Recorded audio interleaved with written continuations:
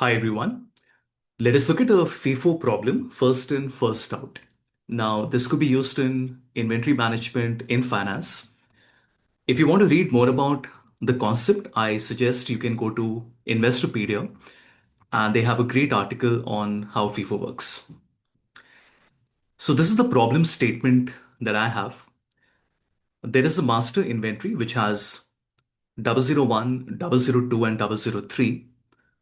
Each of the SKUs is only coming one time and there is an available stock.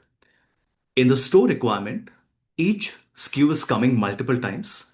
So for example, if the units available are 500, then I want to allocate 150, 120, 100, 80, and 100. But because my sum is becoming 550, I know that there is a shortfall of 50.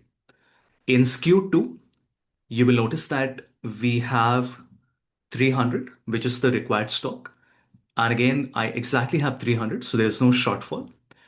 And if you look at the last one, SKU 3, we only have a need of 150, but we have 200, which means again that there is no shortfall. So this is the answer that we are expecting. So I'm just going to copy this, call this expected. And I'm going to show you how to do this with VBA, with a formula, and with a lambda. Let's first remove the values. Great. So let's go to ChatGPT. I'll first give it a screenshot. So I'll tell it that this is the first image and this is my second image. So I'll say first image is the sheet called master inventory and column A has the SKU, column D has my available stocks and then store requirements. So this is the second image, which is store requirements, where I will say that column B has the SKU and E has required stock, F is allocation, and G is shortfall. So what we're trying to do here is what we want. Allocate as per the required stock, looking at the available stock. So we'll give it an example where we say that for SKU 001, we have 500 available. So allocation must be 150, 120, 100, 80, and 50.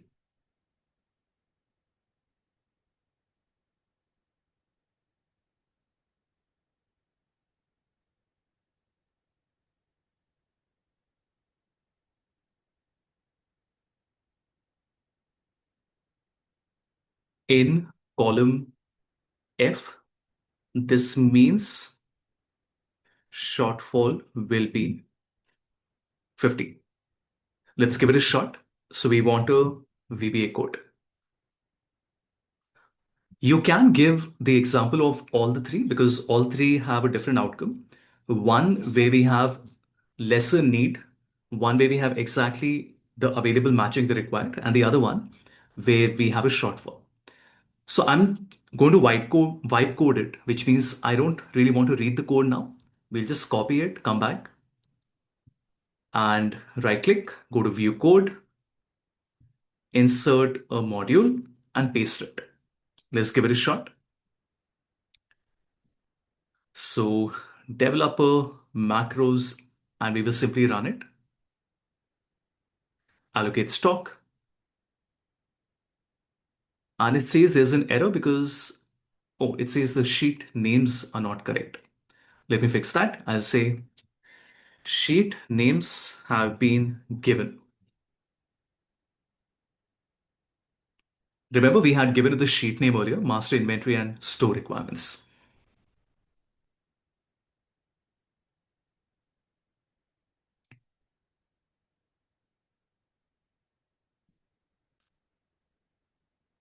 Let's do that again.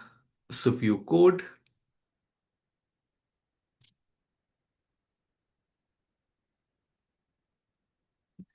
run this. And as you can see, the answer seems correct. We have a shortfall of 50. But the only way we can check that is if we also have another record here. So imagine this was 150 and I run the code again. Now what's going to happen is that I have only 200 units available.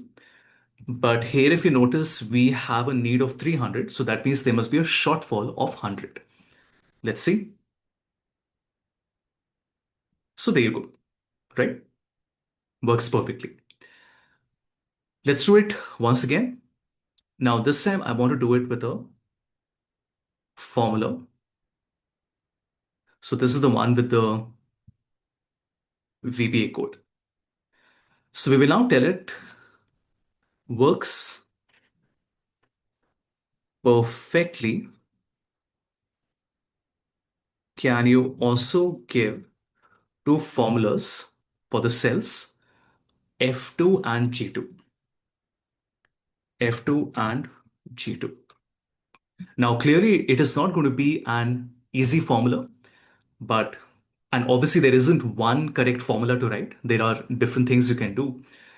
But I'm just going to copy this, come back and paste it. Let's copy the second one and paste it, copy it all the way down. And you can see again, it works perfectly. Quite a complex formula because we have a min, a max, an XLOOKUP, a SUMIF, along with a very interesting use of dollars where one of them has a dollar and the other one does not have a dollar sign. Now we can do the third one with a lambda, so it becomes a reusable formula. So we will now say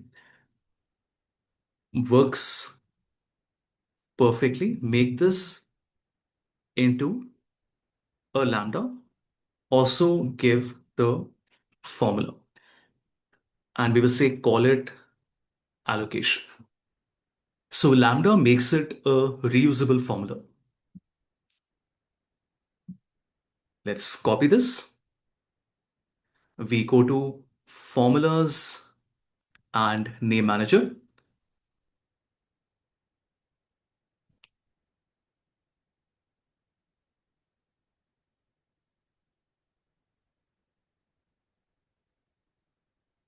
Paste it.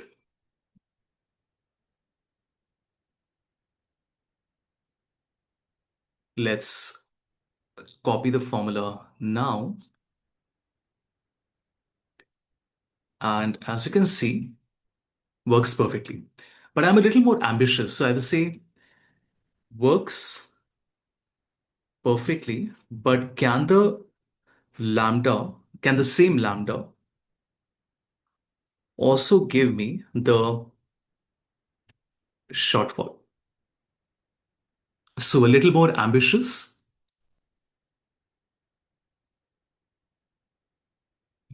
So we copy this, go back to name manager. We're going to update our lambda. And now if you notice, it gives us the shortfall as well. Pretty cool, right? You do have to give it these variables, but then the names are there. The SKU required range, master SKU, and the master stock. And I think this is so much better than having to build the formula because um, in the formula, the chances of an errors are more and you don't quite understand what it is doing, especially if you give this file over to someone. I think that is where the Lambda can really help you. And later, if you're curious about how it works, you can always ask ChatGPT to explain it back to you. I also want to see if it can make a single formula for me. So I will say, hey, let us try that, right? The one with the single formula. Very ambitious, but let's give it a go. So I'm going to make one more copy.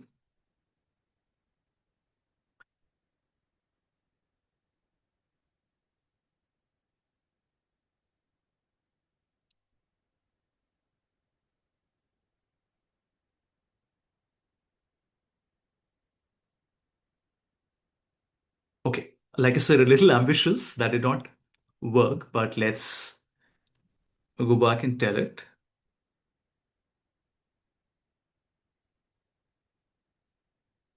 And let's see if it is able to figure out what mistake it made.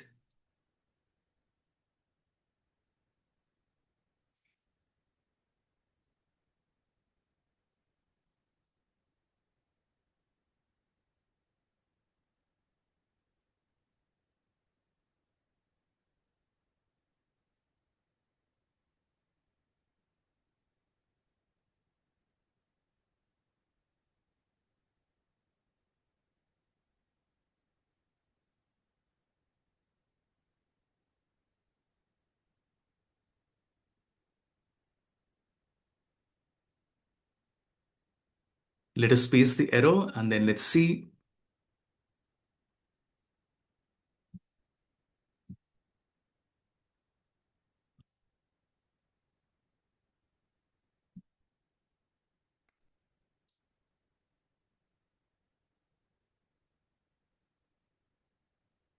Yeah, I mean, this might probably be a bit too much, but you can perhaps try this on your own later. But for the moment, we're going to stick with what we did, which was that we had the master inventory and the store requirement. We first wrote the VBA code, then we did this with the formula, and then we did this with the Lambda. Hope you like the example. And not to forget, you can say, skip this part, just explain the VBA code, the formula, and Lambda to me step by step.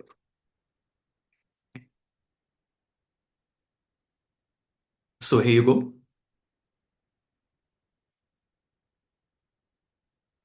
I'm not going to take you through this, but you must go back and understand how the code is working because later on, when you're building even tougher problems, it would help you to not necessarily learn how to write the code, but definitely how to read the code. Hope you like the example.